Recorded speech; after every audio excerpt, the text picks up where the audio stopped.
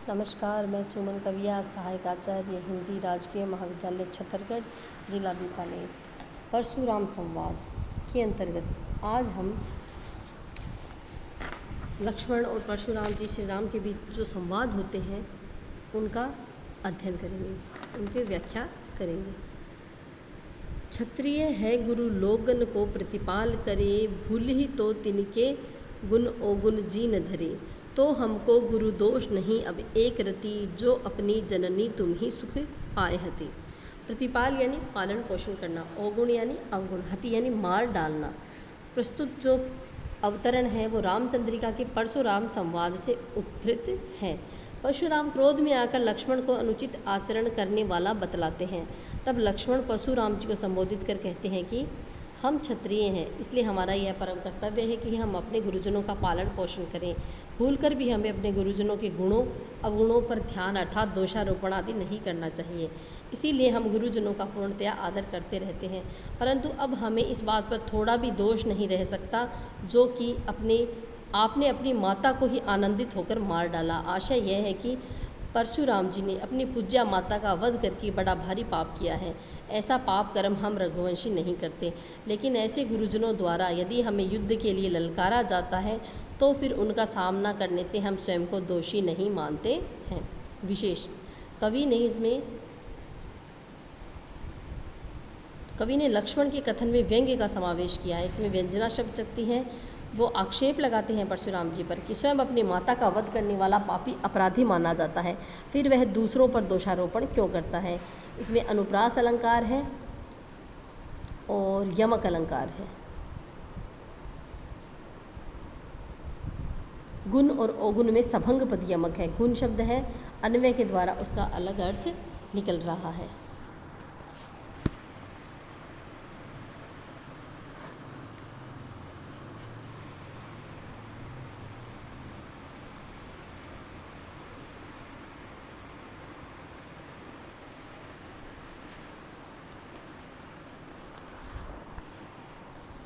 लक्ष्मण जी अब आगे कहते हैं, लक्ष्मण के पुरिखान कियो पुरुषारथ सोन कहो परई, वेश बनाए किए बनितान को देखत केशव होय हरई। कूर कठार निहारी तजे फल, ताको यहे जो हियो जरई। आजु ते तो कह बंधु महादिक, क्षत्रिय पे जो दया करई। पुरुषान यानी पूर्वजों ने, बनितान यानी स्त्रियों का वनिता, क्रूर यानी क्रूर कठोर, तो कह यानी तुम्हें, महाधिक यानी अत्यधिक धिक्कार है, धिक् है। प्रस्तुत अवतरण रीतिकाल की रीतिबद्ध कवि और कठिन काव्य के प्रेत कहलाने वाले श्री केशवदास जी द्वारा प्रणीत महाकाव्य रामचंद्रिका से लिया गया है। प्रस्तुत अवतरण रामचंद्रिका के परशुराम संवाद से उद्धृत है। इसमें महाकवि केशव ने बतलाया है कि जब लक्ष्मण ने परशुराम को मातृवध का अपराधी ठहराया तो परशुराम का क्रोध और भी ज़्यादा बढ़ जाता है और वे अपनी उग्रता के साथ अपने कुठार को, अपने फरसे को संबोधित करते कहते हैं। वे कहते हैं, हे कुठार, लक्ष्मण के पूर्वजों यानी रघुवंशी क्षत्रियों ने तुझसे डरकर जिस वीरता व पराक्रम को प्रदर्शित किया उसका वर्णन नहीं किया जा सकता। यह व्यंजना शक्ति है। व्यंग्यार्थ यह है कि रघुवंशियों ने भी कुठार के भय से नपुंसकता का जो परिचय दिया उसका बखान करना भी लज्जाजनक है। उन रघुवंशियों ने तुम्हारे भय से नारी का वेश धारण कर लिया, जिसका दृश्य बड़ा ही मनोरम है। अरे क्रूर परशु, तुमने उनको नारी जानकर छोड़ दिया था, जिसका परिणाम आज तेरे समक्ष है। यह लक्ष्मण उसी वंश में उत्पन्न होकर आज जली कटी सुना रहा है। यदि तू उस समय इन रघुवंशियों को मार डालता तो यह बुरी अपमानजनक स्थिति आज तुम्हारे सामने नहीं आती। इसलिए हे बंधु कुठार, आज तुझे अत्यधिक धिक्कार है। यदि तू इन क्षत्रियों पर दया करेगा, यदि आज तू इन क्षत्रियों को, राजकुमारों को छोड़ देगा तो यह तेरी अक्षम्य अपराध होगा, अक्षम्य भूल होगी। इसमें परशुराम जी ने अपने पूर्व कार्यों के प्रति पश्चाताप प्रकट किया है। दूसरा, इसमें व्यंजना शब्द शक्ति है, व्यंग्य की तीव्रता है, आक्षेप है और अनुप्रास अलंकार है। वेश बनाई में 6 का अनुप्रास है, क्रूर कुठार में भी 6 का अनुप्रास है।